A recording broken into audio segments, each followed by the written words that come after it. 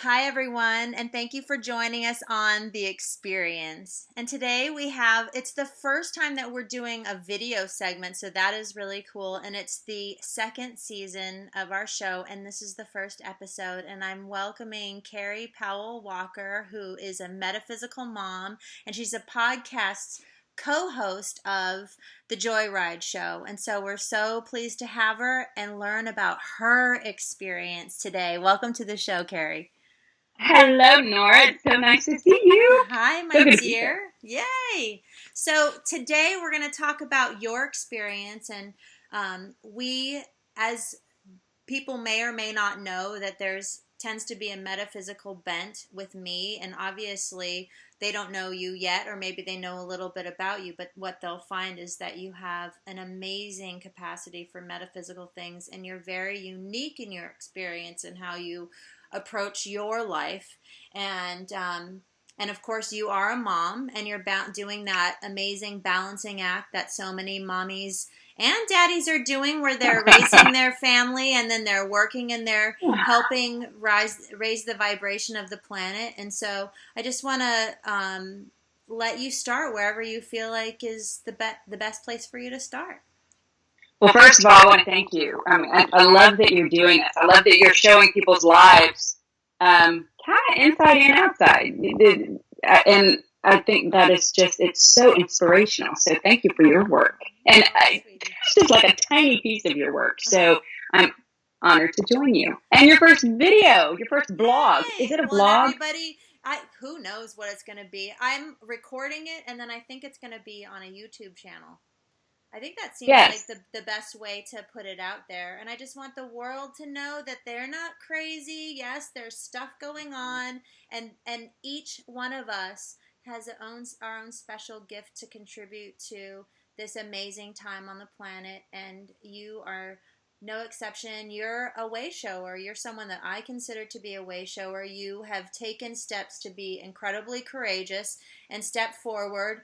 And so maybe let's start with when was it that you first feel like you had an awakening experience? So the real one, because they being the guide have come several times in my life, and one time it was I've learned to look at dreams. You have dreams, and then you have visions. You've had out of body activity. Oh, well, we need to parcel that out too. But maybe it's a little bit of a chicken and the egg kind of a thing, you know? It is. But so the guides came in and they said, you ready to go? And this particular group of three I've seen several times, and of course I said no, but I was just filled with joy, and I didn't know where they wanted me to go. And they came again a few years. What's that? How old were you at this point? Oh man, you keep asking me these linear timeline things. I think I was in my 25, 26. I have to base it on who I was dating at the time, which is really a bizarre thing. I have to anchor it to the timeline. Yeah, timeline landmarks. Dating. That's it. I know, and I've been with the same man now for almost 20 years, so we're reaching way back. Anyway, so then and I was not ready, so I said no, and then they roared up again about 3 years after that, and this pink Cadillac convertible with fins, and they were all like partying, and I said, "Are you ready to go?" And then, no. So they said, "Okay, fine." So we had. So let me pause you. I'm gonna be parceling out a lot of this stuff, because I think what a lot of people don't understand in their own experiences is if this is happening and they have no context in which to understand it, are they crazy? And more specifically, so how does it show up? You say that they came, are you ready? Get more specific for me. Like, what does that mean? Like, did they show up in a dream? Did they show up in a meditation? How was it? I don't really. Okay, yeah. It was a dream. It was a dream, and these dreams that I'll talk about are very detailed. And most of my dreams that the brain kind of dumps during the night, they're very specific. Like I'll look at a chair but nothing else, or I'll see a person but nothing else. These dreams are so detailed. Like I can see the flowers growing, and anything I turn and I look at, it's like it's like I can see everything. Like and anything I turn and look at, like exactly. Yeah. So do you think in those dreams too, just, because I love to like get in there and figure things out. Like, are you aware of the fact that you're dreaming in this moment, having this lucid type dream? I am, yes and no. And so I just had a thought. Are we I wonder if on the recording you can hear me. So we'll just pause right there and then we'll edit it. Yeah, I can hear you. But I'm wondering if the video can hear me. Yeah, because it's a call recorder.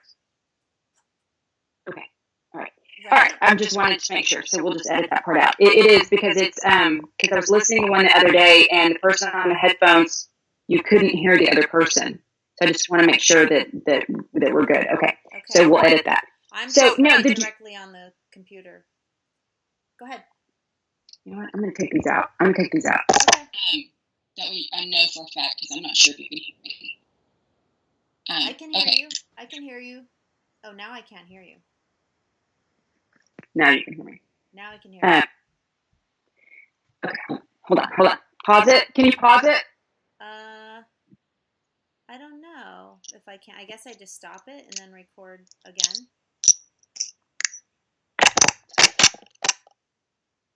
We'll just keep it rolling. That's fine. All right. So dream. So yes, so the dreams are very real and they're very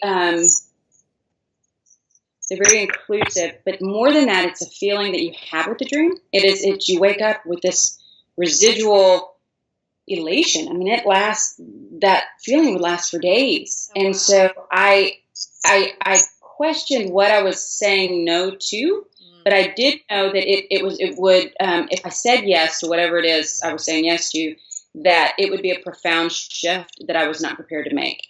And I am plugging in. So with my husband, I have plugged into his mainframe, so to speak. And I think intuitively I knew that I needed to be grounded, and because I have to work on that. I'm not grounded. I tend to live up here. And so I think that was a lot of the reason I said no. And so go forward. So you were connecting with your anchoring still. You were still not yet grounded enough to get launched yet, and you had like a deep sense of that. And I think that's something that viewers will understand, being up here, like having a lot of metaphysical capabilities and being up here, and then having the various things that people tend to want to do to anchor themselves, eating junk food, for instance, or having relationships. There are things that are nourishing to us, but having a partner that is a super grounded being on the planet is a really powerful thing for people who are up here. It makes perfect sense. So continue. Sorry to interrupt. Absolutely. And what I see in my mind is he stands and walks, and I'm the balloon. And so I don't float up into space, if that makes sense. And so I know that I needed that. At this point in my life, I didn't have that. I was busy just sort of bumping around and figuring stuff out, and so that was integral, an integral part of it. So I feel that when the awakening happens, it's a two-pronged process. You have to heal, and while you wake up, and you're trying to figure all this stuff out while you wake up.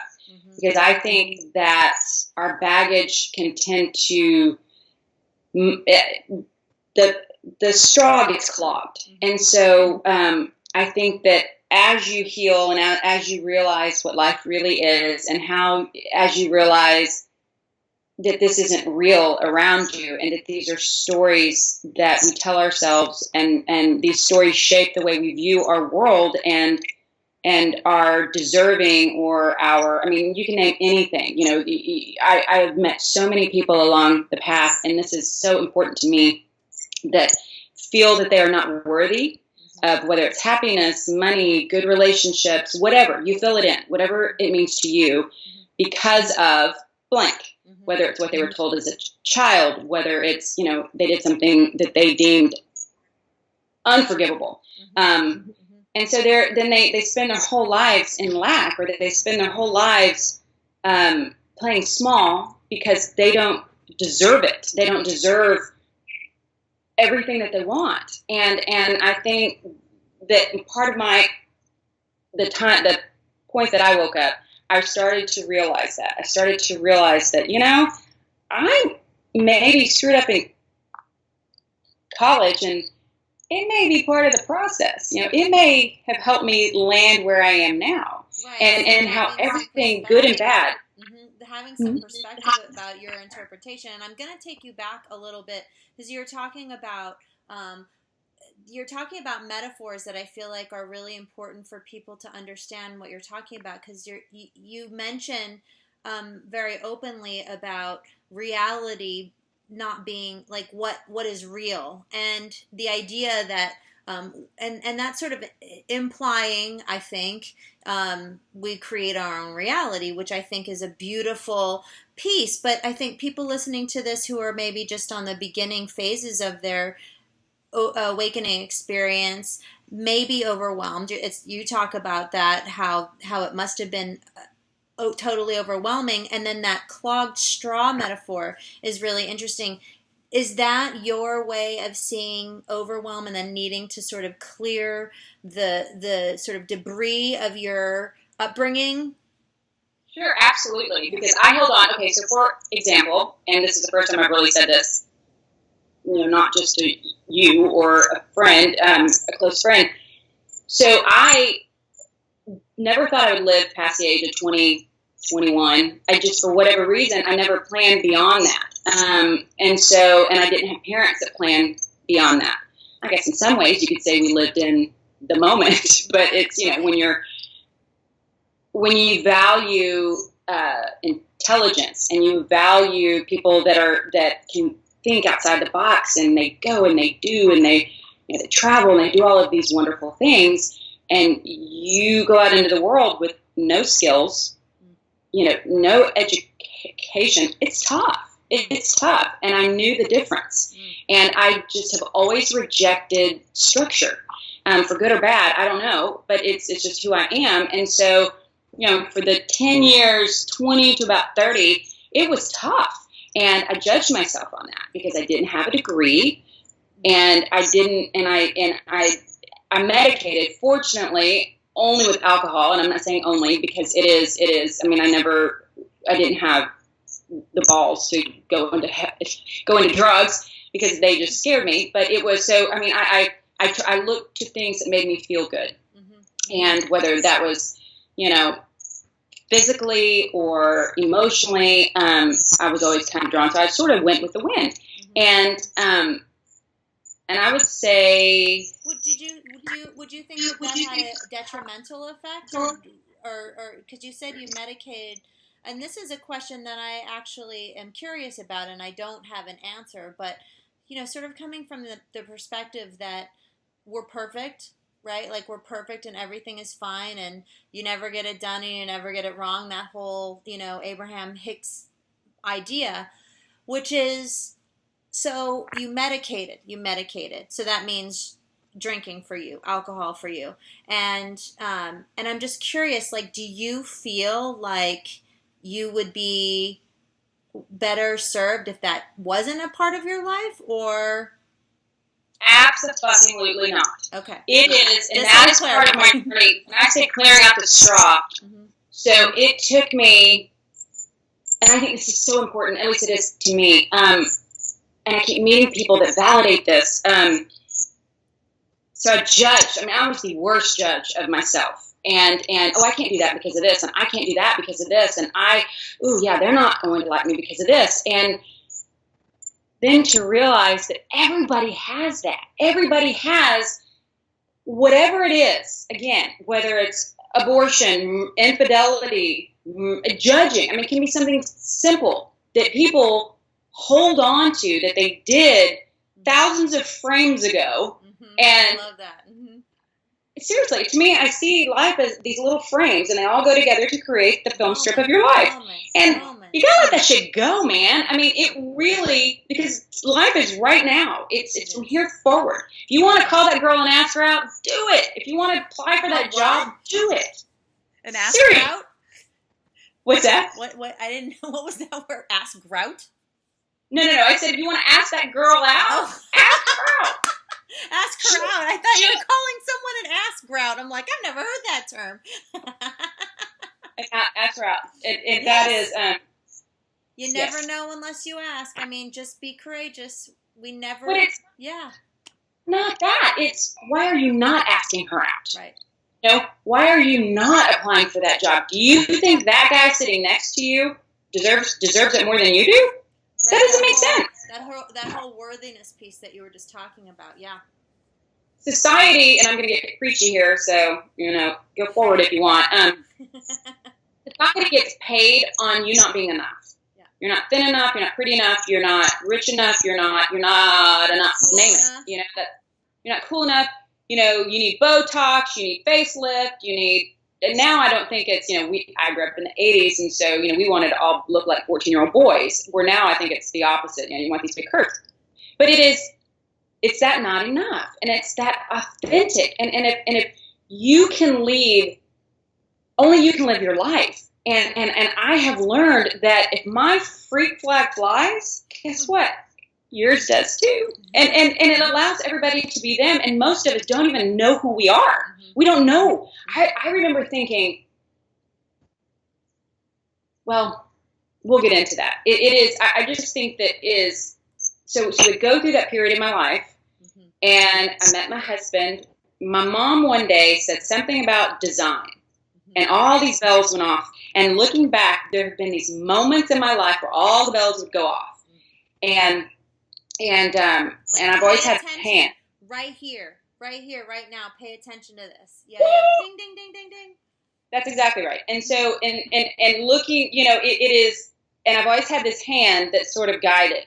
And there have been things I've done that weren't so good and should have turned out horribly, and they didn't. And I really do. I once asked my guides, I said, why is it that, there were really, example, one night I meet friends at a bar, and I'm 24, 25, and almost half my age now. And the bar closes. I'd met girlfriends there, so I was driving home, and I had someone said, hey, there's this guy that needs a ride. Anyone going to the Heights, which is this place here in town? And I said, I'm going. And then I remember thinking, oh, I don't know this guy. Is that smart? That's probably not smart. And I was really pretty stupid. And so the guy, but I thought, I've committed. I want to be cool. And so guy gets in the car, and he looks at me. He said, what were you thinking? What were you thinking? You know what I could do to you? And it's like, yeah, don't do that again. So, of course, I drop him off. He's like, do you want to come in? No. No, I pushed it. I'm going home. And so there are things, and I asked my guys, I said, why? Why have I been so protected? And they said, because you would have a harder time overcoming, if something else happened to you, it wasn't in your contract, but you would have to then deal with all that. Getting over the trauma of that experience was not really in your best interest in this particular part of your life. Exactly. Yeah. That's exactly it. And so it is, so anyway, so then we go forward. I become a designer, go back to school, almost done with school, loved it, turned out I'm really good at that, and almost finished. And by this point I was working, I had a bunch of clients, got married, had a baby. So I'm like, why do I need to take the end of this class? I really did not value it. I valued the work and who I met and what they taught me, but I knew I'm a horrible employee. I really am. And I will say that and own that. And I mean that word because I want to do it my way. And so I didn't finish. And that plagued me for a while.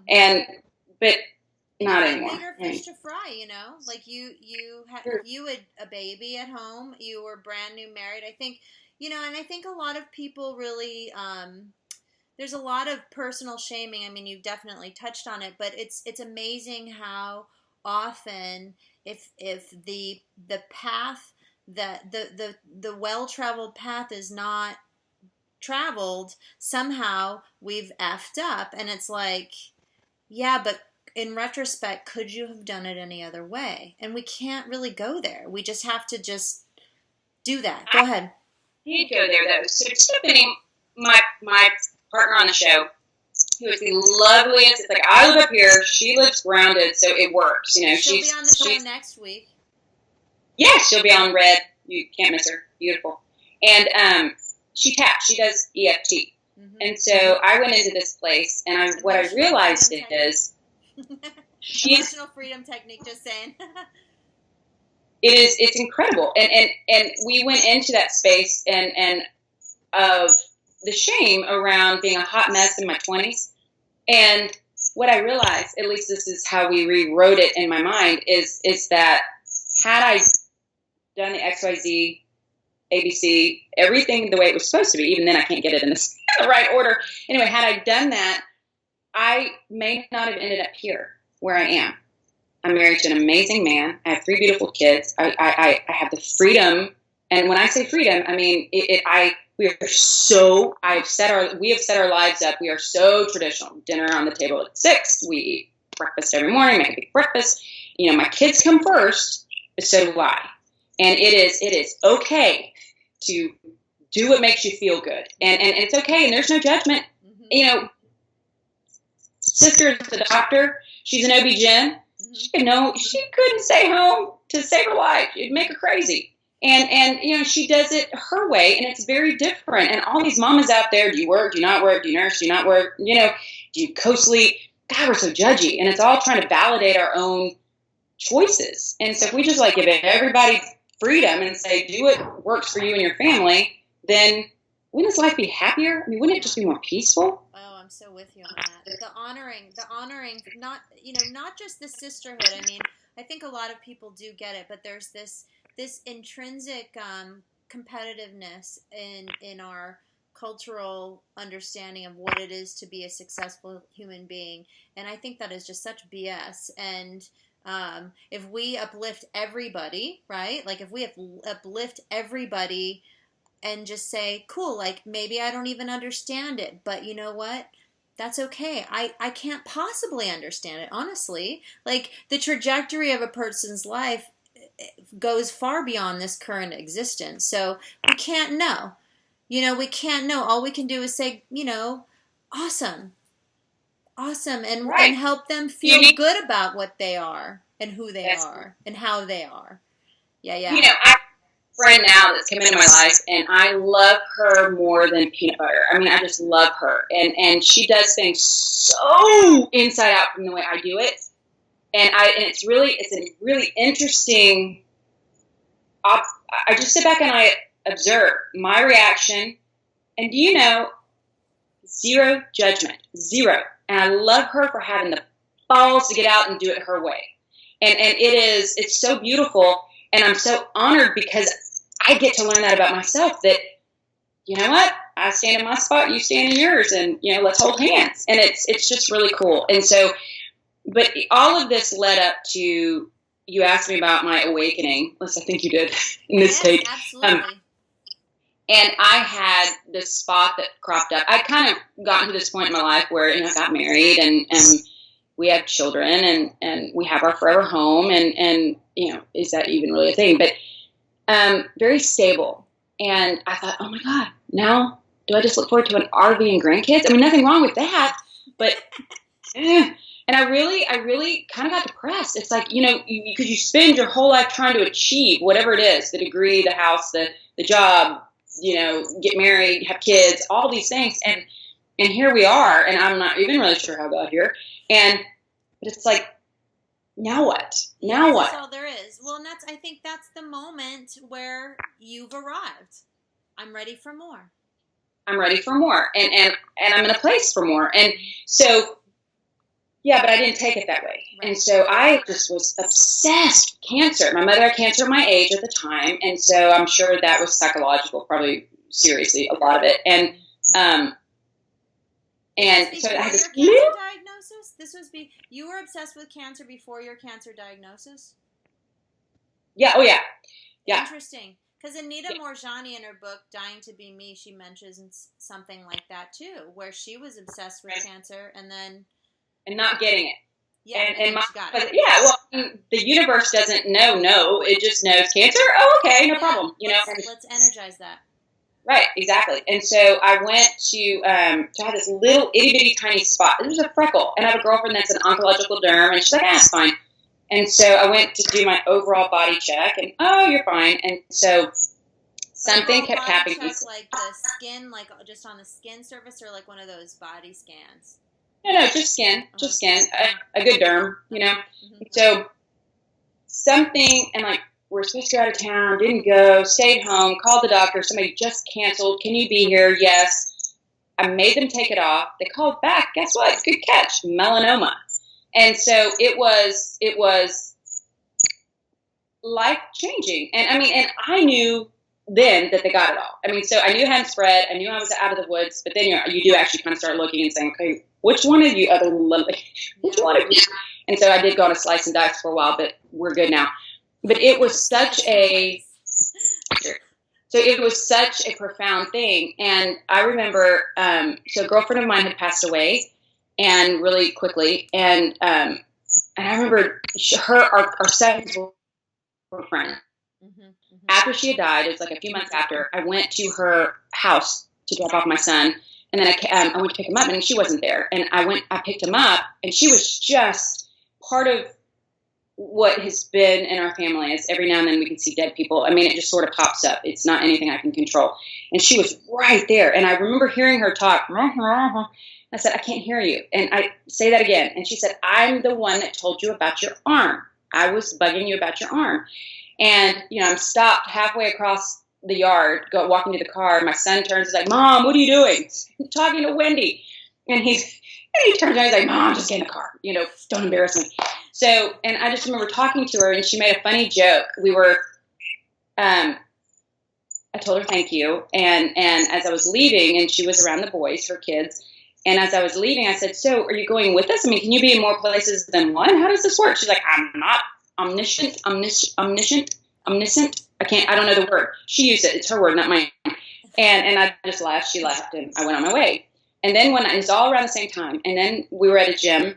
There's this person. She's this little tiny person that was a judge for a long time, and she had retired. And her husband did the first breast implants in Houston, and he had passed away. He was 95. He was older. He was right behind her. He was standing right behind her. And whatever it is I said, she cried. I went to lunch with her a couple days after that, and I remember my mom, because you don't remember. So yeah, that's indicative of the trance channeling. Go ahead.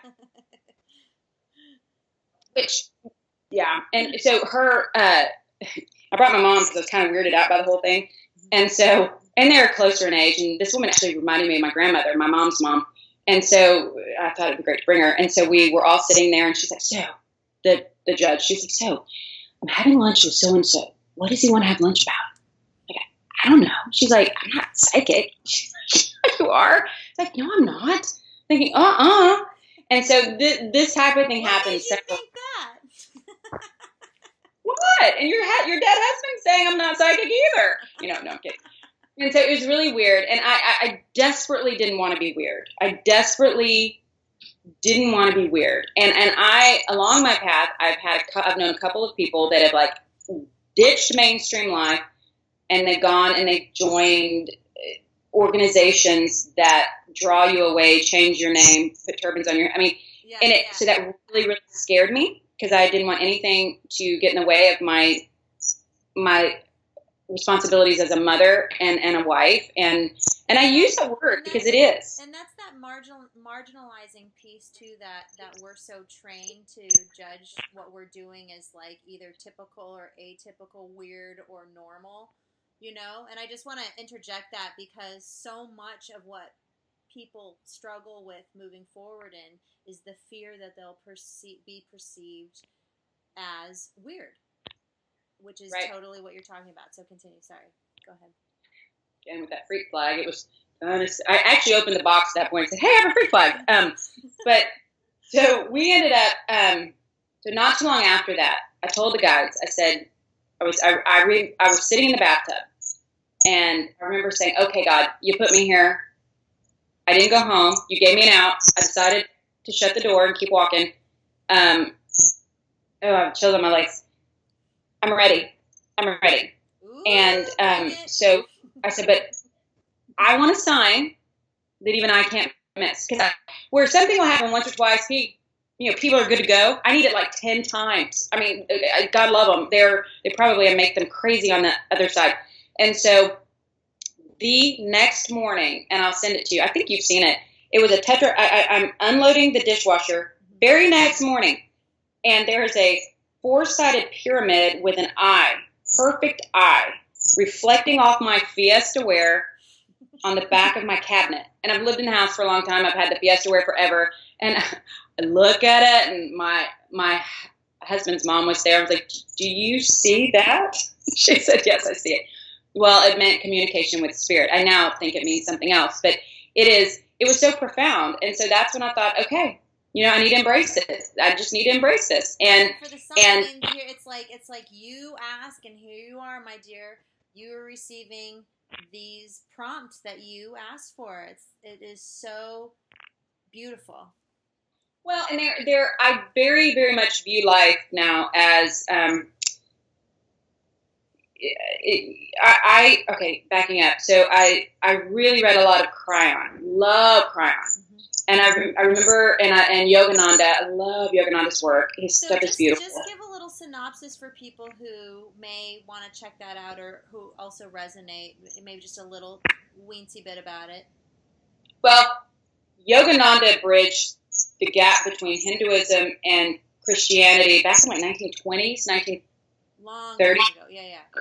And one of my things, integrity is huge for me. Mm-hmm. So I do a lot of digging, and if I start seeing things pop up like, yeah, this person actually has a sex addiction, or this person actually has 10 Rolls Royces and, off the backs of their followers, no, not my vibration. And so Yogananda was beautiful. I mean, he corner, I think in every book they put this at the beginning or the end, that he passed it. He left, and he knew he was getting ready to leave. So he passed. His body, the LA corner, and at this point he lived in LA, and they had him for 30 days on the table, not embalmed. He never got right, ever. Wow. He was fresh as a flower. I mean, it was... which I thought was really kind of cool. That doesn't give him integrity. It's just the way he lived his life. And his words were very much, and I've held on to this. This is a role, period, people. I am playing Kerry. That's it. I came in. I have a higher self, and I am in a lot of different places. I've been a man. I've been a woman. I've been a murderer. I've been all of it. Right? Most of us really. As we all have. Right. I've been black, white, yellow, purple. I mean, I've been everything. And truly, like off-planet, purple, pink, orange, yellow, every color of the rainbow you can be. you're like skip to the end here. But yes, that's exactly right. And so, and that's what I love about him. And that's where I came back with, oh my gosh, it's like Tom Hanks. He's played a teacher. He's played a this. He's played, I guess, a shipwreck person. He's played all these different roles.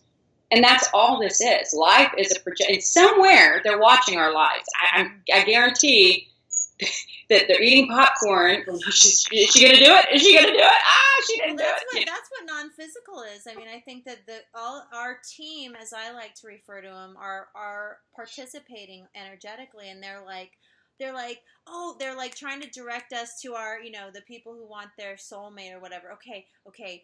You're going to go this way. They're going to go this way. Okay, you're going to go. Oh, don't. They missed each other. Don't. Okay, next time we're going to galvanize. We're going to get you guys together again. But, they're like, oh, no, she missed it again. Damn. She's going to get it. I know she's going to get it. And then when they get it, they're just like, don't you feel your guides like, yeah, when you get something? The cork's popping. I get, like, serious chills. And I know. No, I was laughing. It's sort of like when you're saying, "Don't go into the shed. That's where with all the knives. He's gonna get you." Yeah. If we could just scream at him. I was at a play once, and recently we were sitting on the front row, and I'm sitting there, and I know they're about to hang this man.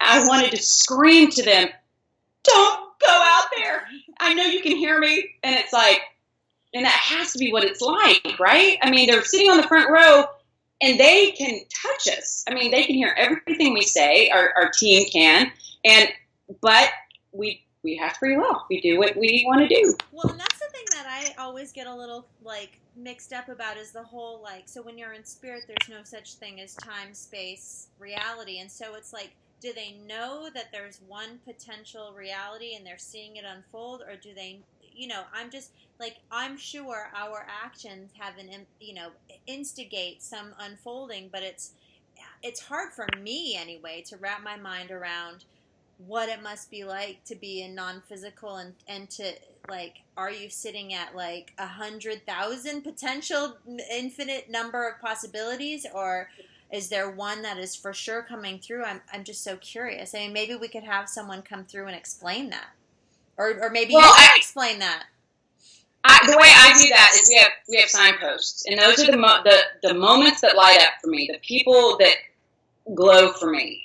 Those are moments, and those are signposts. And it's like, okay, she missed that one. So the GPS, right? Reroute. Yeah, and I think that there are certain things. That's great. And you know when they happen. I mean, you know when they happen. And it's like my husband. So when I met my husband, our first date, and I'd known him. I dated his friend casually, and, whatever. And the timing was right. And I just remember sitting on my dad's boat, and I said, "What's your birthday?" And he told me, it's like, "That's my dad's birthday. How weird is that?" And then he said something, and then of course, when it's my birthday, it's his dad's birthday. So we have the same birthdays. And it's like, that's a signpost. You'll know it. And it sort of, I just remember thinking, oh, I need to pay attention to this. And so I do believe that there are things.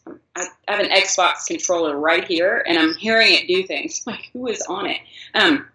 Anyway, so that's, and we are, I mean, for those of you who are trusting that, we know that that's non-physical verifying what we're talking about right now, right?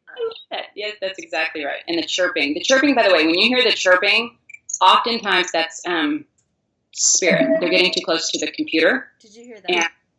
Ooh, chills. I know. Isn't that cool? Yeah.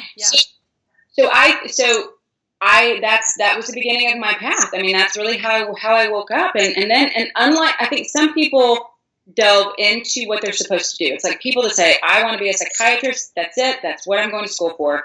And then they're going to say, "I don't really know what I want to do. I just know I want to do something in this field." Mm-hmm. And I was really turned on by, listening to James Van Praagh or John Edwards or, that really jazzed. And I very quickly realized that though I can kind of do it, it's not what I do. And so, let's see, what's I going with that? It's just been an incredible ride. It has been an incredible ride.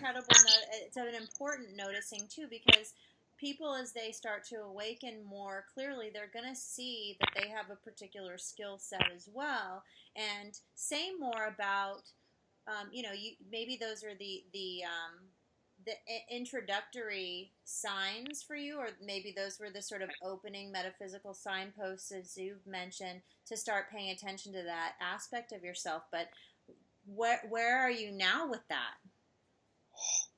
Well, okay. If this is the part I tuned into 6 years ago, I would think, "Oh my God, she's gone loony." It is. So I was at a James Van Praagh workshop at the very beginning, figuring this stuff out and just curious. You just kind of get this hunger for all of this stuff. And my grandfather came through. He gave an example. He let somebody channel. He opened himself up, and it was my grandfather that came through. So during that, my kids brought home lice, and I wanted to go back. My hair was your color. I wanted to go back to blonde. So I told my husband, if they ever come home with lice, and if I ever get it, I'm shaving my head. I did. and I found wigs, and they were so freaking cool. And I was like, okay, this is my midlife crisis. It's not a divorce. It's not a man. So cool. It's not a car. It's a wig. And it was really, and so it was a fun time. So, but the first thing my grandfather said when he came through was, I don't recognize you because of your hair. Well, yeah, I mean, it's this big and blonde. And so later, and they said he's always around. And so I remember I was painting, which is, I don't meditate. I don't just sit in stillness. I can't. I don't want to. So I'm sure I could. I don't want to. Which is also a good thing to note, that makes you unique and have your own thing. There are plenty of people who try and beat themselves up about that. So good. Kerry doesn't meditate, everyone. You hear it here first. I don't want to. She doesn't even want to. No, I've been told if I do, things would be great. Oh, I used to tell myself, if I quit drinking coffee, then I can hear my guides. Like, they're that conditional. I really convinced myself, and then I beat myself up for not being able to give up caffeine. And so, whatever. It is. So I learned. You heard it here second, everyone.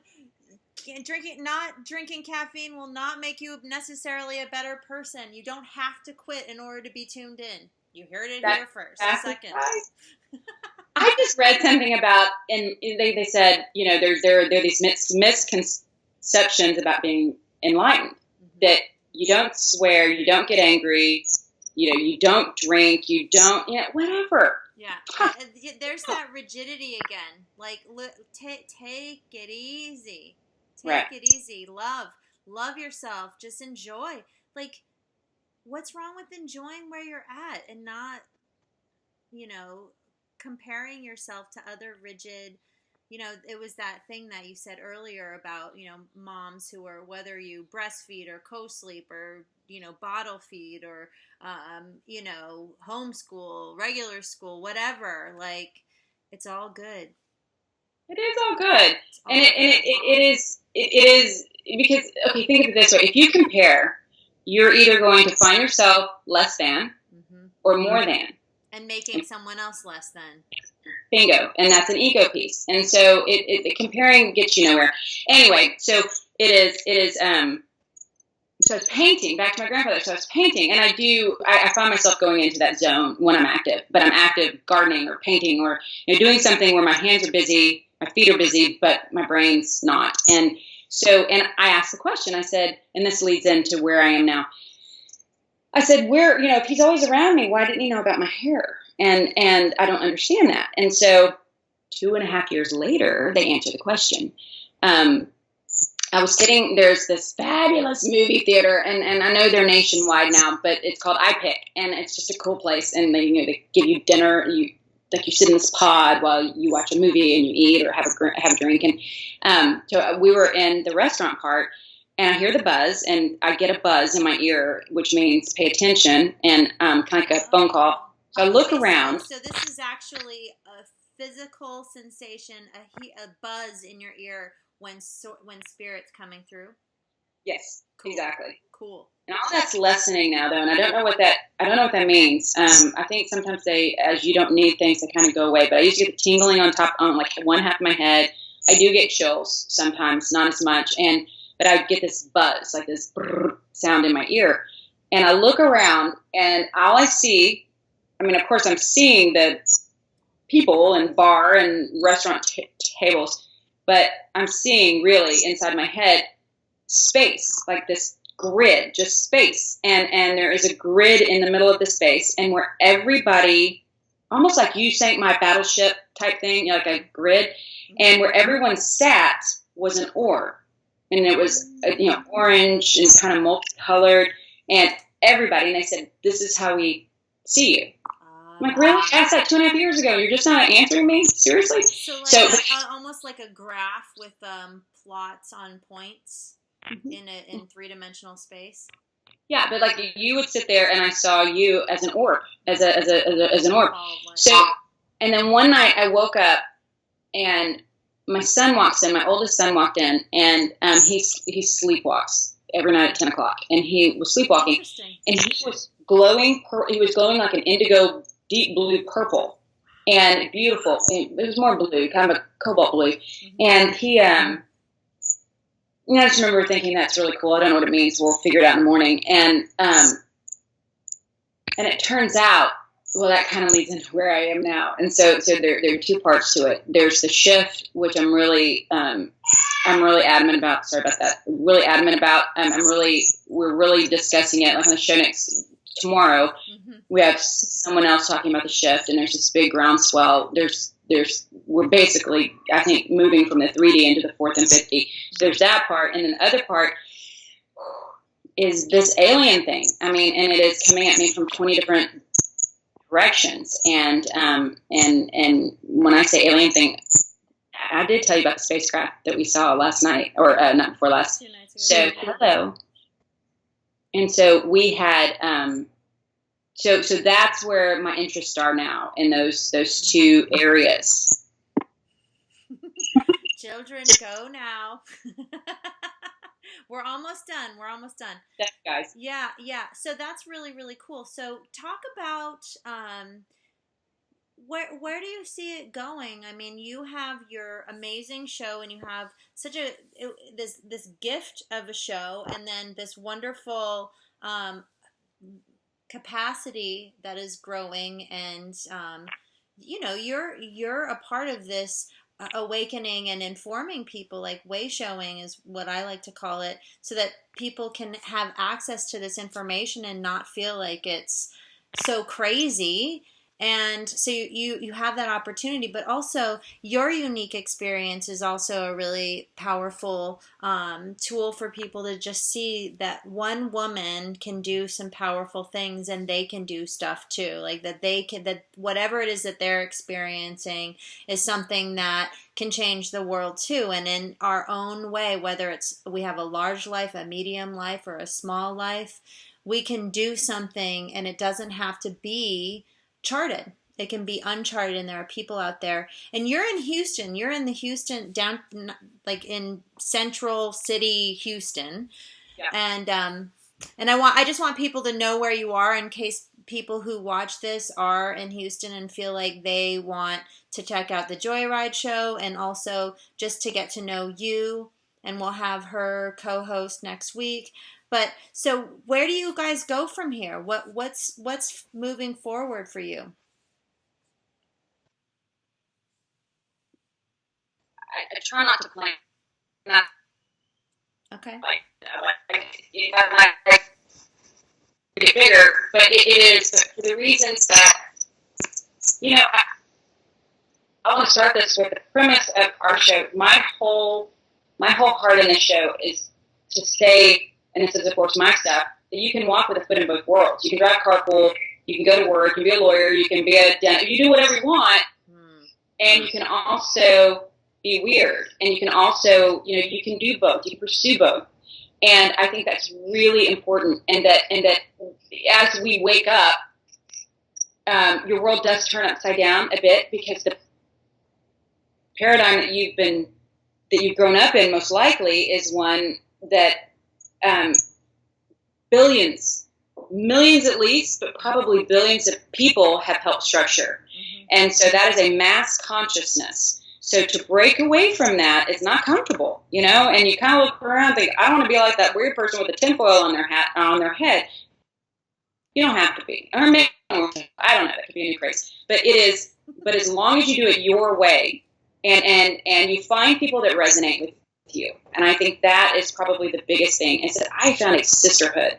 And there are, it's funny, there are more women, but I tend to do that. I tend to, I tend to feel more comfortable with women. But there are definitely men, some phenomenal people. I recommend workshops. I recommend listening to speakers that speak to you, because you'll see like minds there. And that frequency, that vibration is calling you, and it's also calling them. And so, but as far as the show goes, the next thing, I think we just keep doing what we're doing. And I would, I want our tribe to grow, and I want our tribe, I want people to know that they're not alone. And I can't answer the question, but someone else can. And we'll find you those people, and we'll find people for you. But we're kind of playing with some ideas that Jack go kind of playing with some ideas of maybe taking at some point and actually getting to meet people and bring people in and who knows, who knows? But this is a phenomenal time to be here.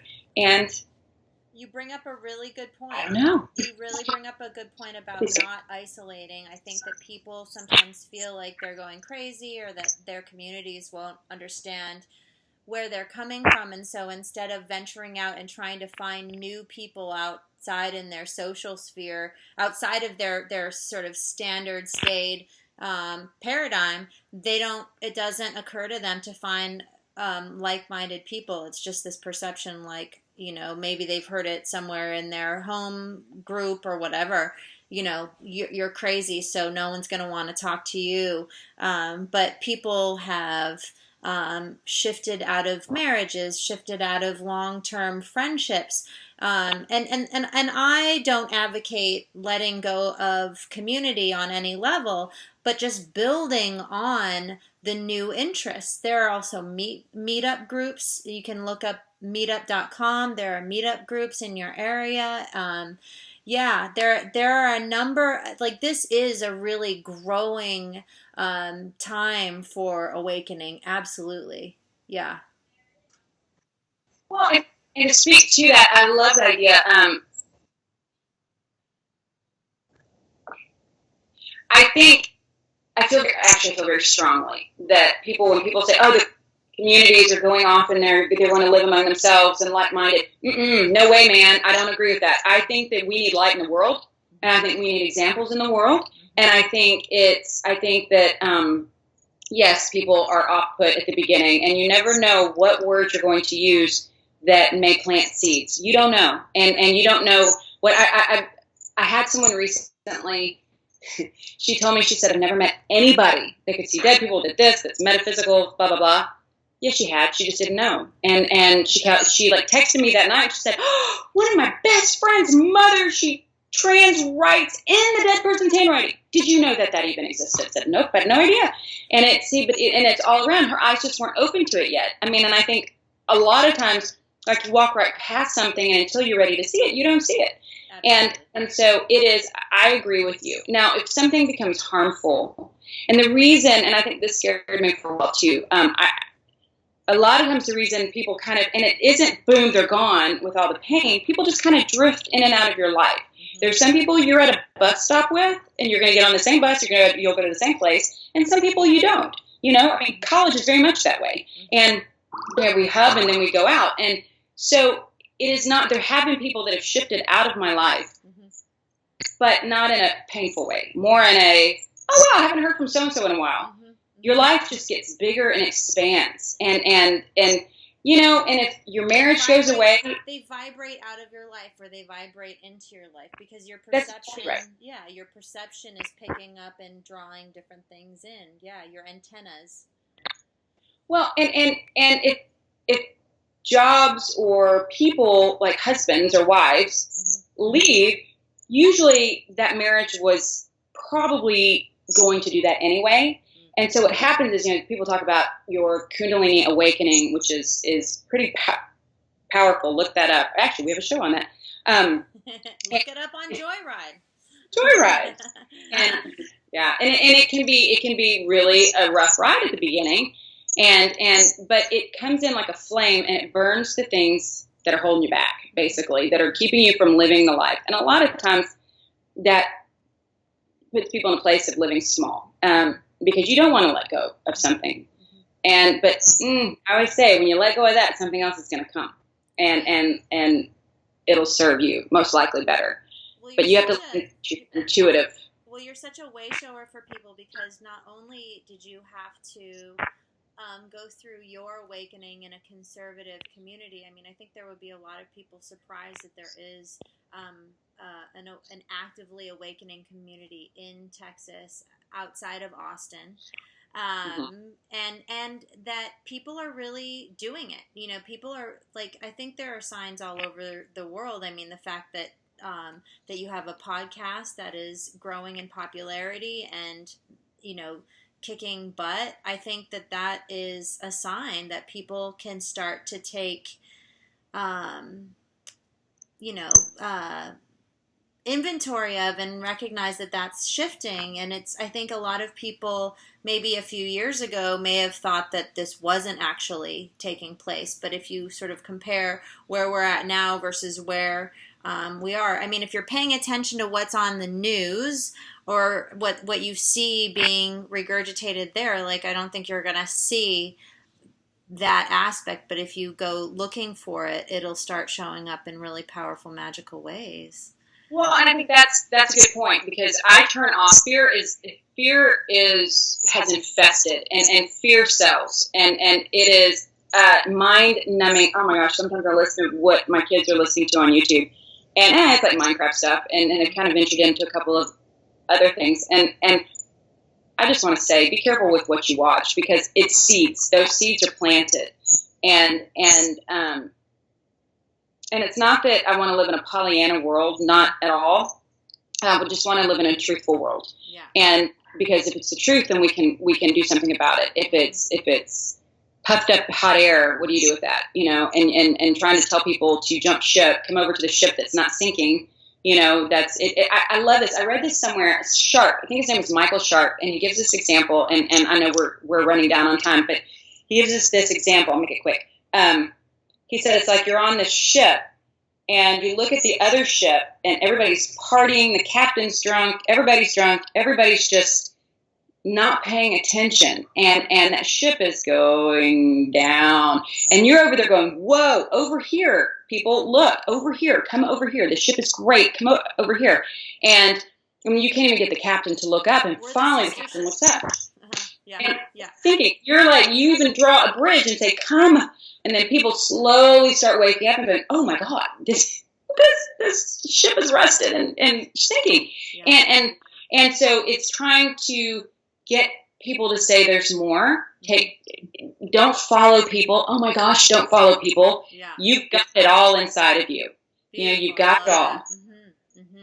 Yeah, that inner peace. Well, I mean, you hear about people who are like, people who are in the middle of a divorce, or like, I knew that I was miserable in my marriage about, 5 years in, but I stayed for 20 years. And it's like, okay, there's nothing wrong with that. But people who are listening to this and seeing this, you don't have to live according to any rule. Find that truth within yourself. Well, and that's exactly right. And and you're more